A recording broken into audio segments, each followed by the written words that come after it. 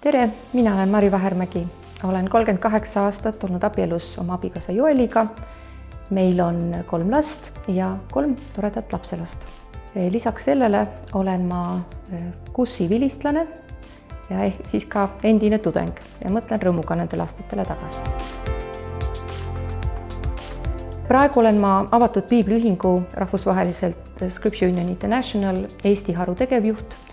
Olen Nõmme baptisti koguduses vaimulikuna töös ja ka hingehoidja ja olen ka Tallinna lastehaiglas töötan hingehoidjana ning viimased 5-6 aastat olen olnud siis ka ülemaailmse missiooni liikumise Lausanne liikumise esindaja Eestis. Mu esimene kõrgharidus oli muusikaline, lõpetasin Tallinna konservatooriumi, praeguse muusikaakadeemia ja klaveri eriala, siis õpetasin lapsi umbes 10 aastat ja andsin kontserte, kui oli vaja ja tegin kogudustes, kus ma olin. Tegin lastetööd, noortetööd, muusikatööd, ülistust, mida parasjagu vaja oli. 1994. aastal juhtis Jumal mind avatud piibliühingu juurde, kus alguses olin vabatahtlik ja hiljem siis 1996. aastast pidin täitma tegevjuhi kohuseid. Sel samal aastal sündis meie perre 4. laps, kes oli väga raskes seisundis, sügava liitpuudega, üleni halvatud väike poiss ja kelle hooldamise peale siis kulus enamjaolt kõik minu aeg edasi järgmised 14 aastat.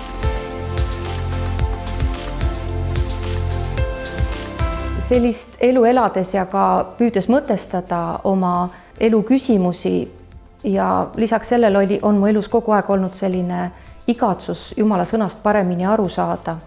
Aga avatud piibliühingu töö raames pidin ma ka igapäevaselt sisuliselt töötama piibliga ja tekkis vajadus teoloogilise hariduse järele.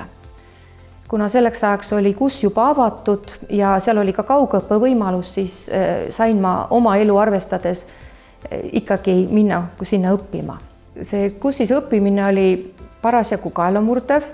Väga sageli minu õppimine toimus öötundidel ja siis selline kõvakettavahetus toimus sessiaegadel, kui ma läksin Tallinnast Tartusse ja tundsin, et ma olen nagu täiesti keskkonda vahetunud sellest stressist ja pingest ja kiirustamisest. Siin Tallinnas läksin ma sellisesse rahulikku, sügava süvenemise keskkonda.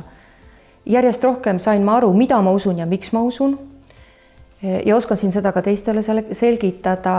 Ikka tuleb aeg-ajalt erinevaid õpetusi, kus inimesed ei ole kindlad. Kas see, mida mina usun, kas see on õige, kas see õpetus on õige või äkki see on vale. Selles kõiges ma tajusin, kuidas nüüd see õpitu teoloogiliselt nagu selgeks saadud õppematerjal andis mulle selle aluse, mis muidu puudub, kui on selline pigem tundepõhine usuelu inimesel. Ma olen väga tänulik Jumalale nende aastate eest ja selle võimaluse eest, mis ma sain õppida, sest see julgustas mind astuma oma kutsumisse, isegi siis, kui paljud asjad olid sellele vastu. Ma kogesin sellist Jumala ligiolu väga palju ja sellepärast ma tahaksin julgustada kõiki, kes mõtlevad, et kas tulla õppima, kas teoloogia on äkki mingi selline väga keeruline asi. Ma ütleks, et ei, et see on pigem üks uus teekond koos Jumalaga. Ja kui sina praegu kahtled, et kas tulla õppima või mitte, siis ma julgustaksin sind tulema, sellepärast, et see ei ole ainult õppimine, vaid see on üks täiesti uus teekond koos Jumalaga ja palju avaram Jumala mõistmine.